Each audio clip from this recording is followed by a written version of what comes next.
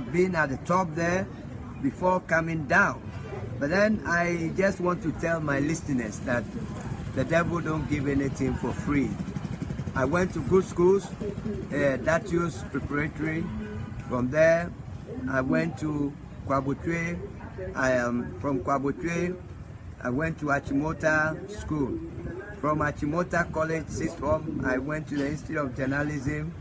But then, the journalism was not really paying. I was working with the BBC. It was not paying like today.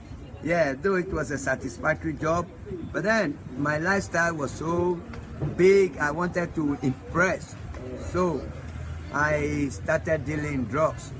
My first one that I took was India Hemp, and that one was for somebody, and I was a carrier. I made $4,000, and then my second trip, I made $8,000. I said, look, come on, let me do it by my own.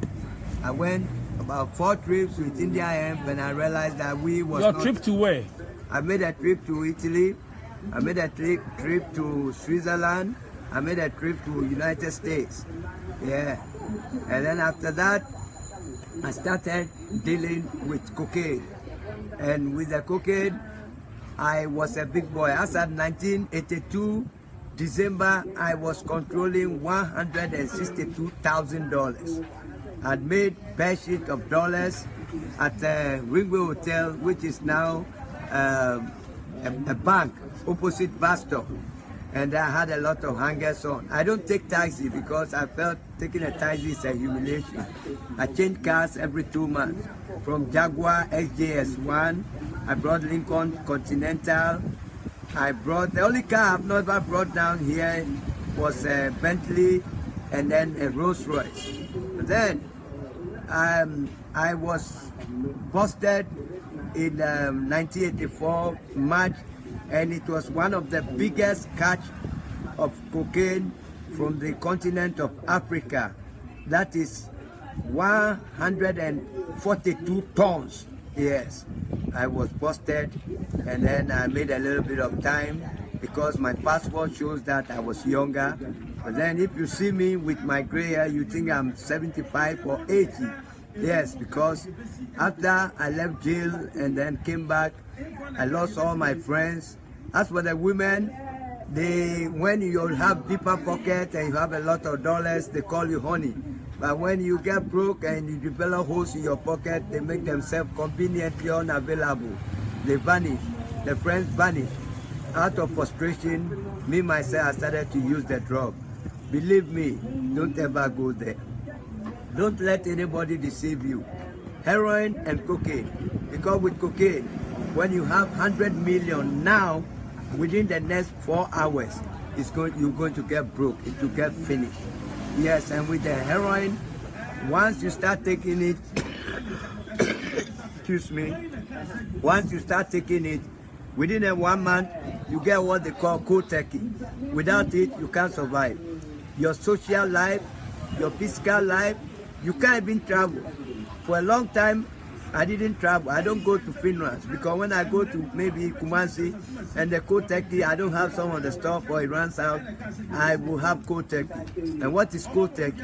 You have stomach cramps, you have rheumatism type of things, and it's the only thing that follows you to your dream. Even in your dream, when you have cold turkey, in your dream it will follow you and they will give you stuff in your dream. It wouldn't work because it's not a real thing. You wake up, the pain is there. You will sell your car worth about $200,000 for $5,000, and you are happy that you got in that money to sustain and support that habit. So I am begging my listeners and that don't ever do the mistake that I did. I have seen women, when we talk about women, I've seen women I can describe as seductive brilliance of the women with guitar shape, luscious and kissable lips. I have moved about the best women. I've taken women to Switzerland, I don't want to mention names, and I have slept at Grand Sheraton, which I paid $1,500 a day. Taking women to Venice. Venice is a city on water where you just go with a gondola, the boat, yes, with light reflecting on the river. It's what I call a kaleidoscope, you know, paradise on earth. Yes, all because I want to impress the women. But at the end of the day, yeah, they are there for you. They will call you names, darling, honey, yes. But then a day when you develop holes, they will call you Pepper because the magic is gone. They were there just because of your pocket, yes. And so I will plead with you, you don't make the mistake I did. Today there are places that I go, they look down at me from my footwear. I have one Savile Row suit. Savile Row, they are in England. They make the best suit. Not the kind of suit people wear like carpenters show them. These are suits made by Italian tailors, and when they sew one part, they patch it up. Yes, you wear it and you see that, yes, you wear a suit, yes. And those days when you put up a shoe, I'm talking about calf leather, Pierre Cardin, yes. We didn't have China where people go and bring that kind of stuff. I wear rollers, date chronograph, automatic self-rewinding people. Yes, I bought for my girlfriend Cartier 18 carats studded with green emeralds. Green emerald is the highest form of diamonds. Yes, but today when I see the women, they tell me, hey, Jeff, is that you? They give me a gift of $50. Pride plays a backseat to desperation. You may say that, well, you have flexed these women before, you have taken them. I have never flown on Zongo on an aircraft before, not even Ghana Airways. I go with Swiss Air, I go with Pan Am, and always business class, yes. I fly from Britain, that is London to New York with Concorde.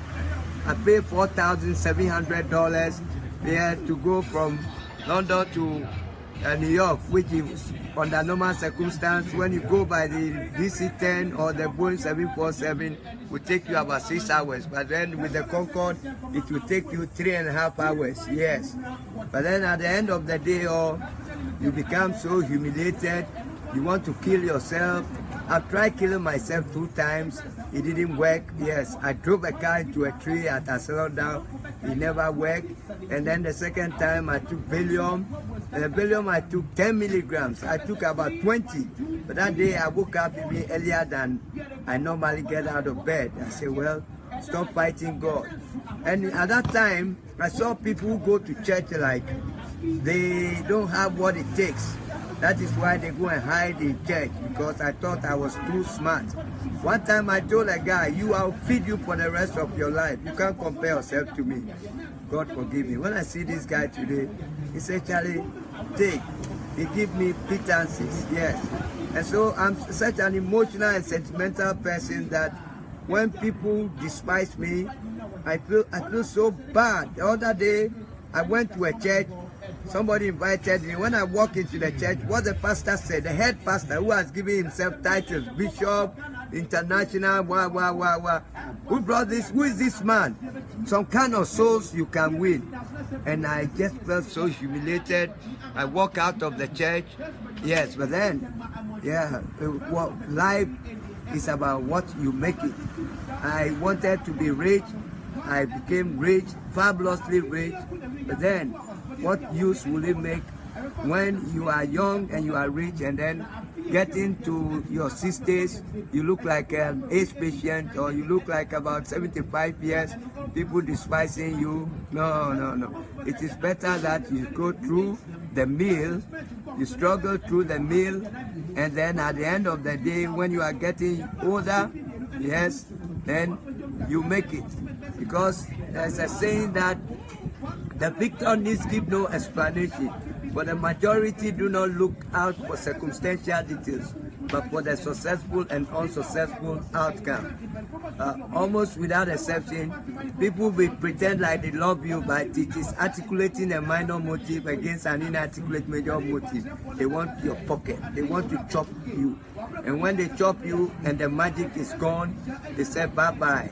And the kind of things they say about you, yeah, you hear it and you just want to take your life. But then At the end of the day, I thank God that I'm alive.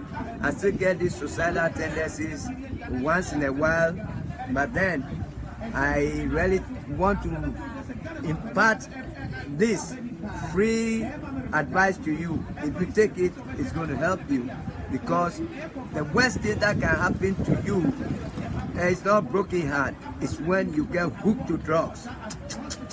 You feel so bad, yes, and you are hooked, yes, slave. You are enslaved to it, and people will despise you. Your family will get humiliated. Somebody go to your sister to buy things in the shop and say, hey, I saw that your brother, the mad person. Come to think of it, do I sound like a mad person? But this is what drugs, and to quit it was not easy. And after quitting it, people will see you that once a thief, always a thief. Once a drug addict, always a drug addict. Yes. So I will appeal that when people are able to kick the habit, society should not neglect them, because when you start neglecting people, they say, well, after all, the world is neglecting me, even church is neglecting me. Yes, I'm not calling for sympathy, but it makes you go back and do the things you were doing. You say that, oh, I don't care, it's all my relative. Somebody will go and move something from your car. Somebody will break into your car to steal your laptop and money, because they have cold turkey, and you are desperate, and you will do anything to support the habit. You don't mind stealing. When they catch you, they catch you. Yes, that is why in the advanced countries like Scandinavia, when you are a drug addict, you go and register at the drugstore, and they give you an artificial heroin, methadone, where when you take it, you get normal, not get high. But here we don't have that facilities. They take you to mental hospital, they give you Lagati, yes, and when they give you Lagati instead of methadone, you become so stiff, and you become like, as like Accra people say, bulu bulu. Your nerves become so stiff, yes, and before you realize, you get from bad to worse. Yes, I really don't want to know. But then, if you have somebody, a relative or a friend going to drugs, or you intend to go to a drug, my friend, you are going to end up to be the most miserable person in the world. I can vote for it, because I've been a drug addict for 26 years.